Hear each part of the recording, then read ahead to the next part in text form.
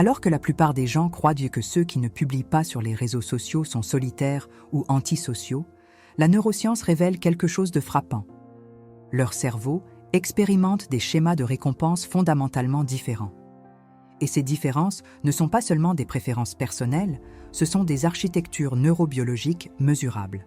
Bonjour, vous parle un spécialiste en neuropsychologie du comportement digital. Au cours des dernières années, j'ai étudié des centaines de schémas cérébraux chez les utilisateurs actifs et non utilisateurs des réseaux sociaux.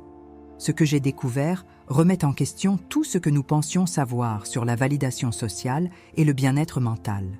Parce que ce n'est pas une question de timidité ou d'antisocialité, c'est de la science pure, étayée par la neurobiologie et la psychologie clinique. Et si vous ne publiez pas sur les réseaux sociaux, ou si vous connaissez quelqu'un qui ne le fait pas, vous devez comprendre exactement ce qui se passe dans ces cerveaux. Les implications sont profondes. Quand avez-vous ouvert Instagram, TikTok, Facebook ou Mastodon pour la dernière fois sans rien publier? Quand avez-vous vu pour la dernière fois la vie apparemment parfaite des autres sans ressentir le besoin de montrer la vôtre?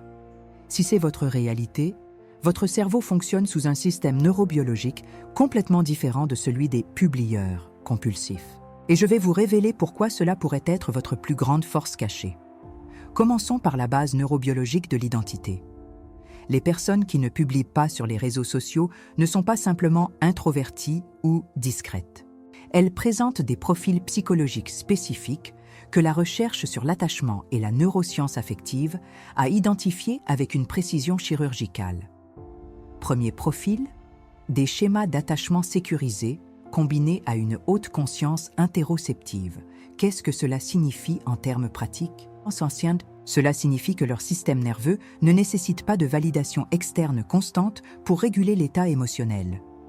Leur cortex préfrontal médian, la région responsable du concept de soi, fonctionne indépendamment des retours sociaux numériques. J'ai vu des dizaines de cas cliniques où des personnes avec ce profil rapportent des niveaux stables d'estime de soi sans avoir besoin de likes ou de commentaires. Pourquoi? Parce que leur système de récompense dopaminergique n'est pas calibré pour répondre à une validation externe intermittente. Ils sont neurologiquement câblés pour générer de la satisfaction à partir de ressources internes. Deuxième profil, une force exceptionnelle en matière de limites émotionnelles. Et c'est là que la neurobiologie devient fascinante. La recherche montre que les individus qui ne publient pas ont une activation plus élevée dans le cortex préfrontal ventrolatéral lors de tâches nécessitant une autorégulation émotionnelle. C'est la région cérébrale responsable de l'inhibition des impulsions et du maintien des limites personnelles. Ce que la plupart interprètent comme de la froideur ou de la distance sociale est en réalité un contrôle exécutif supérieur. C'est la capacité neurobiologique de dire « je n'ai pas besoin de partager cela publiquement pour que cela ait de la valeur ».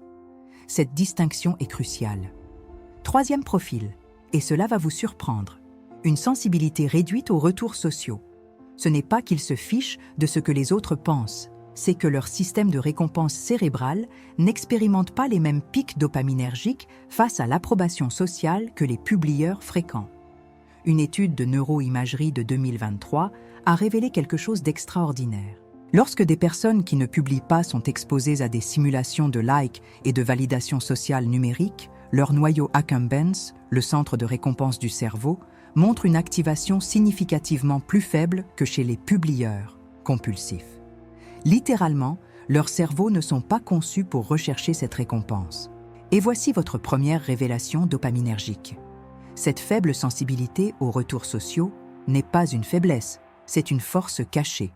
C'est la liberté neurobiologique du piège de la validation externe qui maintient des millions de personnes accrochées aux écrans, à la recherche d'une montée chimique qui n'arrive jamais vraiment. Maintenant, comprenons les différences neurobiologiques fondamentales. Pourquoi certains cerveaux réagissent-ils si différemment à la validation sociale? La réponse réside dans l'interaction entre trois systèmes cérébraux clés.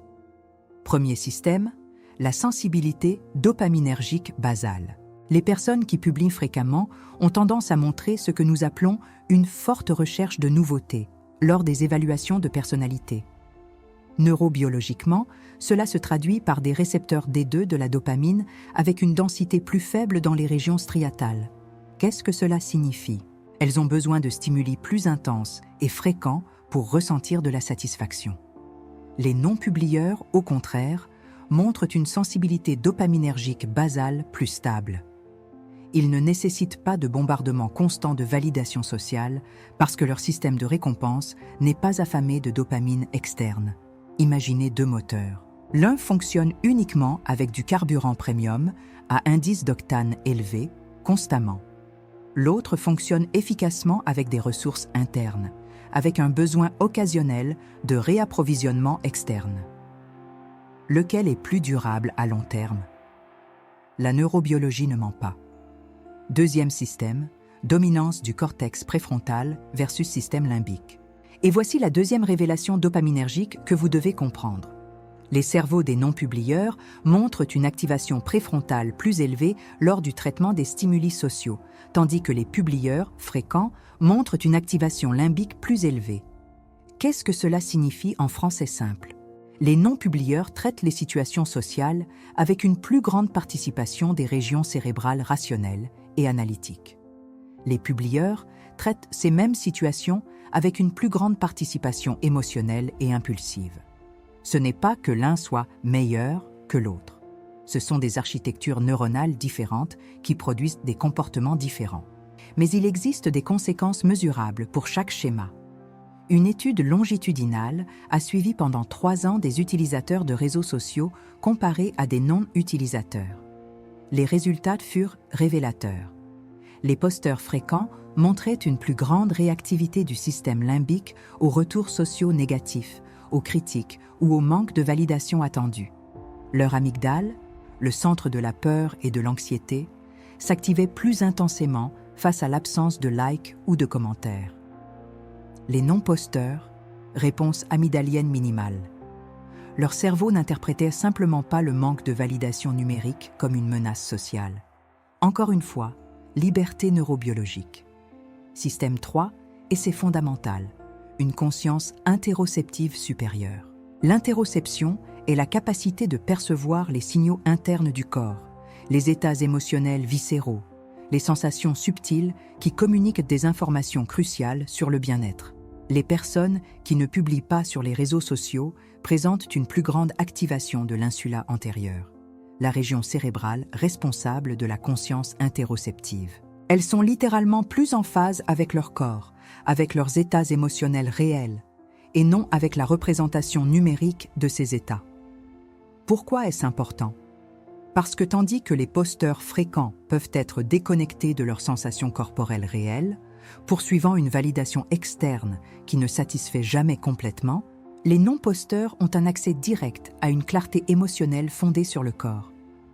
Je me souviens d'un cas clinique particulièrement révélateur. Un client de 32 ans qui n'avait jamais rien publié sur Instagram. Quand je lui ai demandé pourquoi, sa réponse fut simple. Quand je pense à publier quelque chose, je ressens une tension dans la poitrine, comme si je forçais quelque chose qui n'est pas authentique. Alors je ne le fais simplement pas. C'est la conscience interoceptive en action. Son corps lui communiquait une incongruité et son cerveau écoutait. Et voici votre troisième révélation dopaminergique, la plus puissante. Les non-posteurs ont un traitement de la récompense différent, pas déficient. Leur système de récompense cérébrale est calibré pour la validation intrinsèque et non extrinsèque. La recherche en neurosciences affectives distingue 2 types de motivation. La motivation intrinsèque, qui provient de la satisfaction interne et de l'alignement avec les valeurs personnelles, et la motivation extrinsèque, qui dépend de récompenses externes comme l'approbation sociale, l'argent ou le statut. Les cerveaux des non-posteurs montrent une plus grande activation dans les régions associées à la récompense intrinsèque lorsqu'ils participent à des activités significatives pour eux. Ils n'ont pas besoin de la validation du monde, car leur système de récompense est conçu pour s'auto-valider. Les posteurs fréquents. Une plus grande activation dans les circuits de récompense extrinsèques. Leur satisfaction dépend de manière critique de variables qu'ils ne contrôlent pas. Combien de likes ils reçoivent, combien de commentaires, combien de fois leur contenu est partagé. Quel système est le plus résilient face à l'adversité? Quel système protège le mieux la santé mentale à long terme? La neurobiologie a déjà la réponse. Mais la véritable révélation n'est pas qui sont ces personnes. Ce ne sont pas leurs profils psychologiques ni leur schéma d'attachement. La véritable révélation est ce que leur cerveau expérimente et que les posteurs ne découvrent jamais. Car pendant que des millions de personnes courent après les likes et la validation numérique, générant du cortisol chronique et épuisant leur système de récompense dopaminergique, il existe un groupe de personnes dont les cerveaux expérimentent des bienfaits neurobiologiques cachés. Des bienfaits qui transforment complètement l'équation du bien-être mental à l'ère numérique. Et ces bienfaits cachés, ces avantages neurobiologiques dont les non-posteurs profitent sans même le savoir, sont exactement ce que nous allons révéler ensuite. Nous parlons de réduction mesurable du cortisol, de protection contre l'anxiété chronique, de résilience émotionnelle supérieure. Nous parlons d'avantages que la recherche scientifique a documentés, mais que presque personne ne connaît. Car la vraie question n'est pas pourquoi certaines personnes ne publient pas sur les réseaux sociaux. Quoique, la vraie question est que gagne leur cerveau que les autres sont en train de perdre? Et cette réponse va complètement changer votre perspective sur la validation sociale, le bien-être mental et ce que signifie réellement vivre en conscience à l'ère numérique. Voici ce que leur cerveau expérimente et qui change tout. Alors que le reste du monde fait défiler compulsivement des fils d'actualité interminables, validant son existence à chaque like et chaque commentaire, ces personnes ont découvert quelque chose que les neurosciences essaient de nous dire depuis des décennies. Le silence numérique n'est pas une absence, c'est une présence. Et ce qui se passe dans leur cerveau est révolutionnaire. D'abord, le cortisol, cette hormone du stress qui accélère littéralement le vieillissement cellulaire. Chaque fois que vous publiez quelque chose sur les réseaux sociaux, votre système limbique s'active. Vous attendez une validation, vous attendez une approbation. Et pendant que vous attendez, le cortisol circule. Des études de l'Institut national de la santé et de la recherche médicale, INSERM, et du Journal of Social and Clinical Psychology démontrent que l'utilisation active des réseaux sociaux est directement corrélée à des niveaux élevés de cortisol chronique. Nous parlons des mêmes niveaux que vous expérimenteriez face à une menace physique réelle. Mais les personnes qui ne publient pas ont coupé ce circuit neurologique à la racine. Elles n'attendent pas de validation externe parce qu'elles ne la sollicitent pas. Et quand on ne sollicite pas, on n'attend pas. Quand on n'attend pas, le cortisol reste stable. Votre système nerveux parasympathique peut faire son travail. Restaurer, réparer, régénérer. C'est de la science pure, soutenue par la neurobiologie et la psychologie clinique. Et voici le premier avantage caché que personne ne vous dit. Une réduction massive du stress liée à la comparaison sociale. Quand vous ne publiez rien, vous n'entrez pas dans l'arène de la compétition performative. Vous ne mesurez pas votre vie à l'aune des versions éditées et filtrées de la vie des autres. Votre identité n'est pas en jeu à chaque interaction numérique. Le psychologue français Henri Tachfel s'est concentré sur cette dynamique de comparaison sociale dans les années 1970. Mais même lui ne pouvait pas prévoir que les réseaux sociaux transformeraient ce processus naturel en un mécanisme industriel de fabrication d'anxiété. Les personnes qui ne publient pas se sont libérées de cette usine. Deuxième avantage, une expression de soi authentique sans anxiété de performance. Pensez-y. Chaque fois que quelqu'un publie du contenu, une petite voix intérieure demande « De quoi ça aura l'air ? Qu'est-ce qu'ils vont penser ? Combien de likes ça va avoir ?» Cette voix, c'est le cortex préfrontal qui tente désespérément de prédire les réactions sociales pour minimiser le rejet. C'est épuisant, c'est constant, c'est coûteux sur le plan cognitif. Mais quand vous ne publiez pas, cette voix se tait. Vous pouvez vous exprimer dans des conversations réelles, dans des moments privés, dans des interactions en face à face où le retour est immédiat, authentique, non médiatisé par des algorithmes. Il n'y a pas de comédie, pas de mise en scène de l'identité pour des publics invisibles. Juste une communication humaine directe. Et voici la révélation qui change tout. Cela génère des relations significatives, plus profondes. Des recherches menées par plusieurs institutions européennes et l'Université de Pittsburgh sur plus de 1700 jeunes adultes ont trouvé une corrélation inverse fascinante. Plus ils passèrent de temps sur les réseaux sociaux, plus ils ressentaient d'isolement social et une déconnexion avec la vie réelle. Ça semble contradictoire, n'est-ce pas ? Plus de connexion numérique, plus de solitude réelle. Mais cela a un sens neurobiologique parfait. Les interactions superficielles activent de faibles circuits de récompense dopaminergiques. Votre cerveau reçoit une petite bouffée de plaisir, mais pas le type de connexion profonde qui génère de l'ocytocine, l'hormone des véritables liens sociaux. C'est comme manger de la malbouffe émotionnelle. Ça remplit momentanément, mais ça ne nourrit pas. Les personnes qui ne publient pas ont choisi la qualité plutôt que la quantité dans leurs relations. Et cela nous amène au troisième avantage critique, une plus grande autonomie émotionnelle et une identité autodirigée. Votre perception de qui vous êtes n'est pas constamment renégociée à travers le feedback social numérique. Vous n'ajustez pas votre personnalité en fonction de la version de vous-même qui génère le plus d'engagement. Vous ne fragmentez pas votre identité en plusieurs personnages performatifs pour différents publics. Votre identité est la vôtre. Ce n'est pas une construction collaborative avec des milliers de spectateurs invisibles. C'est l'autonomie psychologique dans sa forme la plus pure. Le psychanalyste français Jacques Lacan et le développementaliste allemand Erik Erikson ont parlé de la formation de l'identité comme le défi central du développement humain. Mais il écrivait à une époque pré-numérique. Il ne pouvait pas imaginer un monde où votre identité serait soumise à une validation algorithmique en temps réel, 24 heures sur 24, 7 jours sur 7. Les personnes qui ne publient pas ont récupéré ce processus de formation de l'identité. Et voici l'avantage concurrentiel que personne ne mentionne, du temps et de l'énergie cognitive libérée. Chaque publication que vous ne faites pas est du temps que vous ne passez pas à penser au contenu, à éditer des photos, à écrire des légendes ingénieuses, à surveiller les réponses, à répondre aux commentaires, à gérer votre marque personnelle. On parle d'heures cumulées chaque semaine. De l'énergie mentale qui pourrait être dirigée vers un véritable travail créatif, un apprentissage approfondi, des relations significatives, une introspection. Vous ne publiez pas, ça ne vous vide pas. De plus, il y a la protection contre la manipulation algorithmique. Chaque fil d'actualité sur les réseaux sociaux est conçu par des équipes de psychologues comportementaux et de scientifiques des données, dont le seul objectif est de maximiser votre temps d'écran.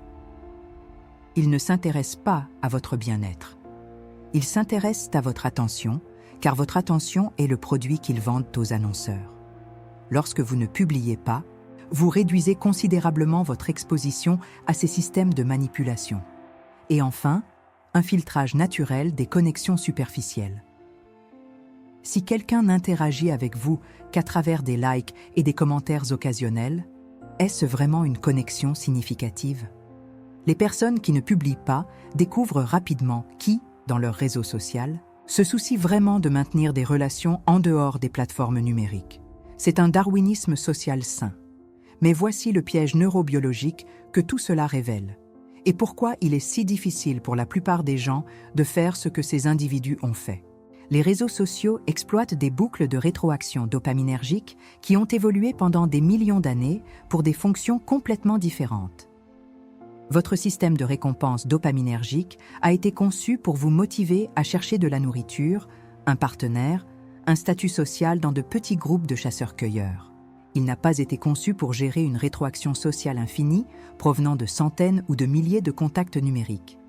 Et voici la première erreur, le premier piège. Le FOMO alimenté par des circuits neuronaux de recherche de statut. La peur de manquer quelque chose n'est pas juste une anxiété psychologique superficielle. C'est votre système limbique ancestral qui perçoit que d'autres membres de votre tribu obtiennent des ressources ou des informations que vous n'avez pas, ce qui, dans des environnements évolutifs, aurait pu signifier un réel désavantage compétitif, voire une menace pour la survie. Mais dans le contexte des réseaux sociaux, cette peur est complètement fabriquée. Tu ne manques de rien de vraiment critique. Tu manques seulement de l'illusion d'être inclus dans des moments performatifs soigneusement mis en scène de la vie des autres. Des études d'imagerie cérébrale fonctionnelle montrent que le FOMO, Fear of Missing Out, active les mêmes régions cérébrales associées à la douleur sociale et à l'exclusion. Ton amygdale s'emballe, ton cortex singulaire antérieur s'illumine. Ton cerveau subit une menace sociale réelle à cause d'événements numériques entièrement fabriqués. C'est la dominance limbique sur le fonctionnement préfrontal. Et voici la révélation cruciale. Cela crée une dépendance à la validation identitaire. Lorsque tu publies de manière répétée et reçois des retours sociaux, ton cerveau commence à associer ton estime de soi à ces réponses externes. Ce n'est pas toi qui décides si tu es intéressant, précieux, digne d'attention. Ce sont les likes, les partages, les commentaires. Tu as sous-traité ton estime de soi à un algorithme. Deuxième erreur, deuxième conséquence, le retour algorithmique créant un faux sentiment de besoin social. Les plateformes sont conçues pour te faire sentir que tu dois publier pour maintenir une pertinence sociale. Si tu ne publies pas pendant des jours ou des semaines, l'algorithme réduit ta visibilité. Tes connexions cessent de voir ton contenu. Tu commences à sentir que tu disparais socialement. Mais cette sensation est complètement artificielle.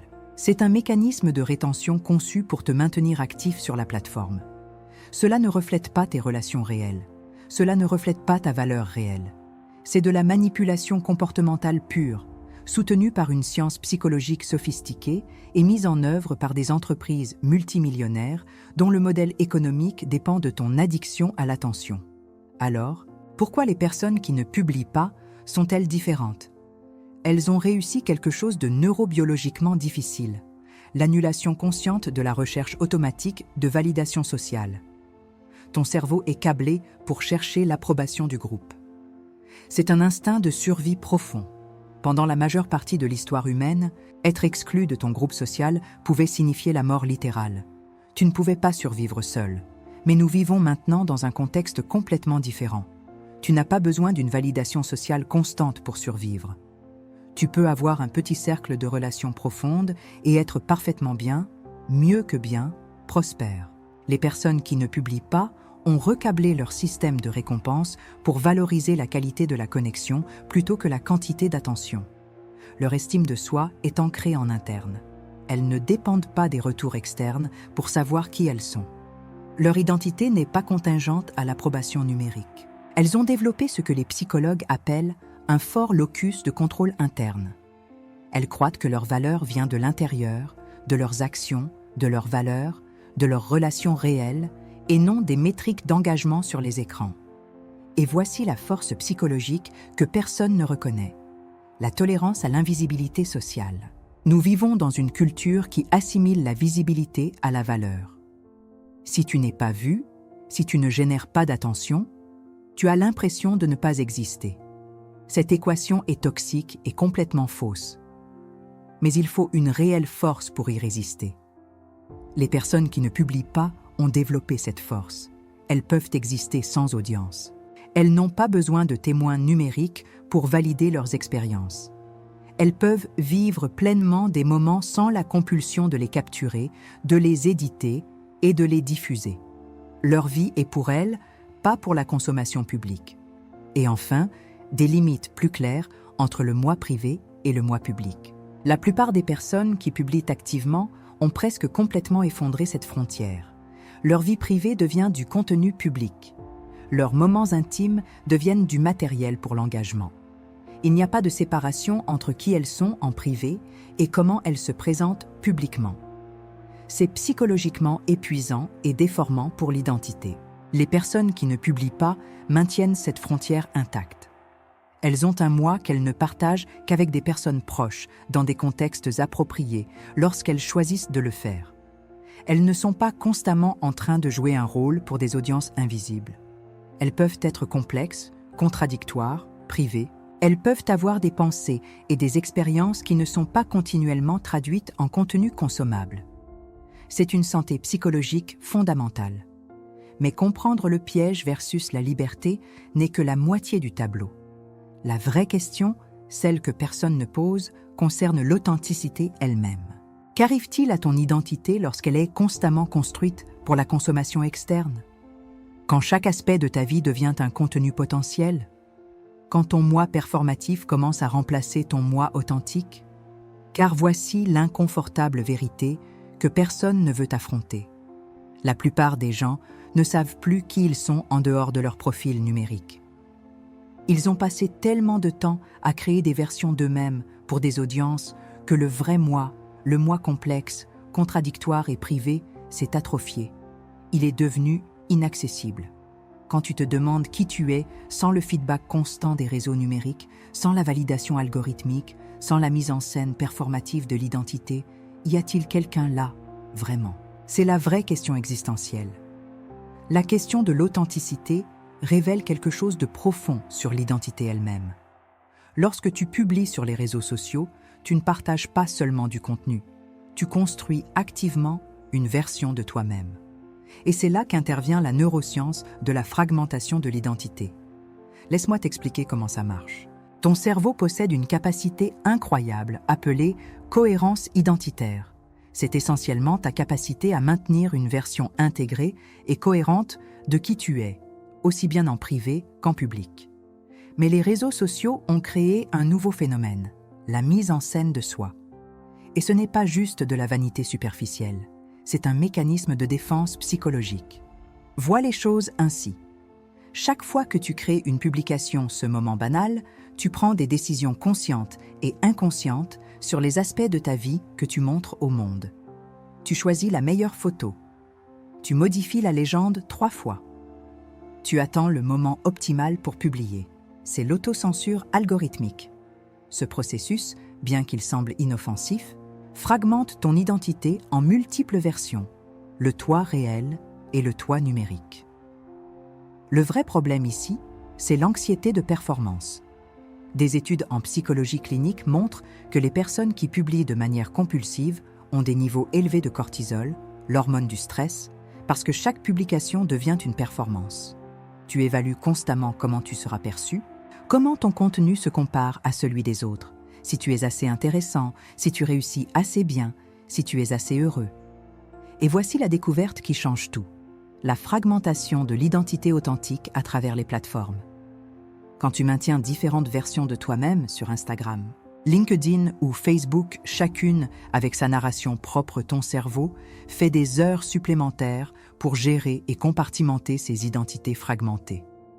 Le cortex préfrontal, qui gère déjà les fonctions exécutives, doit maintenant gérer de multiples constructions identitaires. C'est un véritable épuisement cognitif. La première conséquence est évidente mais dévastatrice. L'anxiété de performance sous-tend la compulsion de publier. Tu ne partages pas parce que tu veux créer un lien authentique, tu publies parce que tu as besoin de la validation externe, que la version de toi que tu as construite est acceptable, désirable, digne d'attention. La deuxième conséquence est encore plus insidieuse, le coût émotionnel du maintien de faux personnages. Des recherches en neuropsychologie ont démontré que la dissonance cognitive, ce malaise mental, quand tes actions ne correspondent pas à tes valeurs internes, s'active chaque fois que tu présentes une version inauthentique de toi-même. Et avec le temps, cela érode ton sentiment d'estime de soi véritable. Imagine vivre dans un état constant où chaque interaction sociale, chaque moment, chaque parole est dictée par la question obsédante. De quoi ça a l'air? Comment ça sonne? Comment cela sera-t-il perçu? Comment sera-ce reçu par les algorithmes? C'est épuisant. C'est neurobiologiquement coûteux et c'est complètement évitable. Maintenant, voici la partie libératrice. Ne pas publier peut être un choix authentique. Ce n'est pas se cacher, ce n'est pas de la peur sociale. C'est une intégration consciente de ton moi privé et public. Les personnes qui choisissent de ne pas publier fréquemment rapportent quelque chose de fascinant. Elles n'éprouvent pas de dissonance cognitive entre qui elles sont et qui elles présentent au monde. Parce qu'elles ne présentent rien, elles sont, tout simplement. Cette intégration a des avantages neurobiologiques réels. Quand tu ne fragmentes pas ton identité sur plusieurs plateformes, ton cortex préfrontal peut se concentrer sur des processus cognitifs plus complexes. La résolution créative de problèmes, la pensée critique, la régulation émotionnelle authentique. Tu libères littéralement des ressources cérébrales qui étaient détournées vers la gestion de l'image. Et voici la découverte qui te libérera du perfectionnisme français. La liberté de l'imperfection. Quand tu ne mets pas en scène chaque moment de ta vie pour une audience invisible, tu peux vraiment vivre tes expériences. Tu peux commettre des erreurs sans la pression de les documenter. Tu peux passer de mauvaises journées sans la performance de faire semblant que tout va bien. Tu peux simplement exister sans le commentaire constant d'un public invisible. Cela se traduit par une profondeur relationnelle authentique grâce au partage sélectif. Quand tu partages quelque chose, que ce soit en personne ou numériquement, c'est parce que ça compte vraiment, pas parce que ton algorithme a besoin de contenu. Tes amis et ta famille savent que lorsque tu communiques, c'est authentique. Ils ne reçoivent pas une version filtrée et éditée, ils te reçoivent toi. C'est le niveau de cohérence psychologique et d'intégrité que la plupart des gens recherchent désespérément, mais ne peuvent atteindre parce qu'ils sont piégés dans le cycle de la validation externe. Et toi, simplement en choisissant de ne pas participer à ce cycle, tu as accompli quelque chose de neurobiologiquement sophistiqué, l'auto-validation interne. Alors, comment prendre une décision consciente à ce sujet? Laisse-moi te donner un cadre soutenu par la psychologie clinique et les neurosciences. Premier élément du cadre, reconnais tes sources de validation, internes contre externes. Demande-toi honnêtement, quand j'accomplis quelque chose, ai-je besoin que les autres le sachent pour que cela semble réel? Mon estime de moi est-elle liée au nombre de j'aime que je reçois? Est-ce que je me sens invisible si je ne publie pas? Si tu as répondu oui à ces questions, ta validation provient principalement de sources externes. Et c'est une vulnérabilité psychologique. La validation interne, en revanche, ressemble à ceci. Tu te sens bien dans ta peau en te basant sur ta propre évaluation de tes actions et de tes valeurs. Tu n'as pas besoin de diffuser chaque moment heureux parce que le bonheur lui-même est la récompense. Tu n'as pas besoin d'annoncer chaque réussite car l'accomplissement personnel est intrinsèquement satisfaisant. C'est le niveau de maturité psychologique qui vient avec l'âge et la conscience de soi. Deuxième élément du cadre, identifiez vos besoins relationnels authentiques. Que cherchez-vous vraiment lorsque vous publiez? Est-ce la connexion, la validation, la reconnaissance, l'attention? Soyez brutalement honnête. Parce que si vous cherchez une connexion profonde, les réseaux sociaux sont neurobiologiquement le pire outil. Des études montrent que les interactions numériques activent les circuits de récompense du cerveau de manière faible par rapport aux interactions en face à face. Si vous avez vraiment besoin de connexion, appelez un ami. Envoyez un message texte personnel. Ayez une vraie conversation. Ces interactions activent la libération d'ocytocine, l'hormone de liaison, d'une manière que les j'aime et les commentaires ne peuvent tout simplement pas reproduire. Et voici le principe de choix qui vous redonnera votre pouvoir, l'autonomie sur l'algorithme. Vous décidez quand et comment vous vous connectez, et non un algorithme conçu pour maximiser votre temps d'engagement. C'est une capacité du cortex préfrontal, la capacité d'annuler les réponses impulsives par une décision consciente, et c'est votre avantage évolutif. Troisième élément du cadre, pratiquez la tolérance à l'invisibilité sociale comme une force. Cela semble contre-intuitif car, culturellement, nous avons été conditionnés à croire que la visibilité équivaut à la valeur. Mais neurobiologiquement, le confort avec l'invisibilité est un signe d'une estime de soi interne robuste. Cela signifie que vous n'avez pas besoin de validation externe constante pour vous sentir vu. Commencez petit. Résistez à l'envie de publier quelque chose de significatif qui vous est arrivé. Expérimentez simplement le moment. Observez ce que vous ressentez. Au début, il peut y avoir de l'inconfort. C'est votre cerveau qui recherche la récompense dopaminergique qu'il associe aux j'aime et aux commentaires. Mais avec le temps, cet inconfort s'estompe et est remplacé par quelque chose de plus profond. Une satisfaction authentique de l'expérience elle-même. Et maintenant, l'ancrage d'autorité finale qui synthétise tout cela. Votre capacité d'annulation du cortex préfrontal est votre avantage évolutif. Les humains sont la seule espèce dotée de la capacité développée d'annuler les réponses impulsives par une décision consciente. Les réseaux sociaux sont conçus pour exploiter vos impulsions, déclencher des réponses habituelles, détourner vos circuits de récompense. Mais à 40, 50 ans, votre cortex préfrontal a atteint sa maturité maximale. Vous avez des décennies d'expérience en régulation émotionnelle, en prise de décision, en évaluation des conséquences. Vous êtes neurobiologiquement équipé pour prendre des décisions conscientes qui privilégient le bien-être à long terme plutôt que la gratification à court terme. Et voici la découverte finale. La solitude consciente est une sophistication neurobiologique. Vous n'êtes pas seul parce que vous ne pouvez pas vous connecter. Vous choisissez consciemment comment et avec qui vous vous connectez. Vous privilégiez la profondeur à l'étendue, la qualité à la quantité, l'authenticité à la performance. Ce n'est pas un isolement social, c'est une guérison sociale stratégique. Alors, synthétisons tout ce que nous avons exploré. Nous avons identifié qui sont les non-publieurs, des personnes ayant des sources de validation interne, des limites émotionnelles développées, une intelligence sociale sophistiquée et une préférence pour les connexions profondes plutôt que larges. Nous avons découvert ce qu'ils y gagnent: protection contre l'anxiété sociale, préservation des ressources cognitives, profondeur des relations authentiques et maturité émotionnelle. Et nous avons compris pourquoi c'est un choix sophistiqué. C'est l'autonomie neurobiologique, c'est la cohérence psychologique, c'est la priorisation consciente de la santé mentale. À votre étape de vie, à 40, 50 ans ou plus, votre capacité d'annulation consciente du cerveau est votre plus grand atout relationnel.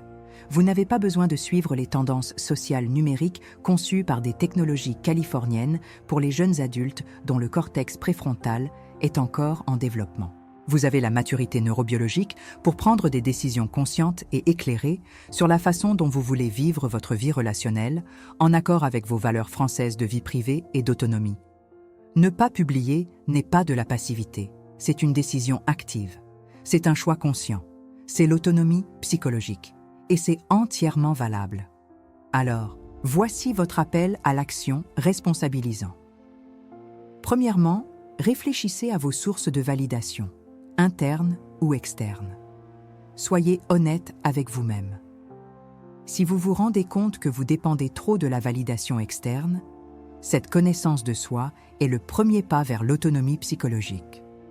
Deuxièmement, pratiquez le choix conscient pour chaque publication. Avant de publier quelque chose, demandez-vous « Pourquoi est-ce que je partage cela ? Est-ce pour une connexion authentique ou pour la validation ? Est-ce que cela sert mes besoins relationnels authentiques ? Ou suis-je en train de nourrir un algorithme ?» Cette pause, ce moment d'autoréflexion, c'est votre cortex préfrontal qui exerce un contrôle conscient. Troisièmement, reconnaissez la tolérance à l'invisibilité sociale comme une force. Si vous pouvez traverser un événement significatif, une réalisation importante, un moment magnifique sans avoir besoin de le documenter publiquement, vous avez atteint un niveau de maturité psychologique que la plupart des gens s'efforcent d'atteindre.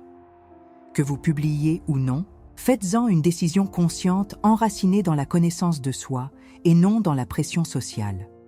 Votre bien-être mental, votre cohérence psychologique, votre profondeur relationnelle et votre intimité sont trop précieux pour être dictés par les tendances culturelles imposées ou la conception manipulatrice des plateformes numériques. Vous avez le pouvoir. Vous avez la maturité neurobiologique. Vous avez la capacité de prendre des décisions éclairées et autonomes qui privilégient votre bien-être à long terme et votre dignité humaine. Utilisez ce pouvoir sagement. Choisissez consciemment en tant qu'adulte responsable. Et rappelez-vous, votre valeur n'est pas déterminée par votre visibilité numérique. Votre identité authentique existe indépendamment de toute plateforme. Et c'est la vérité neurobiologique la plus libératrice de toutes.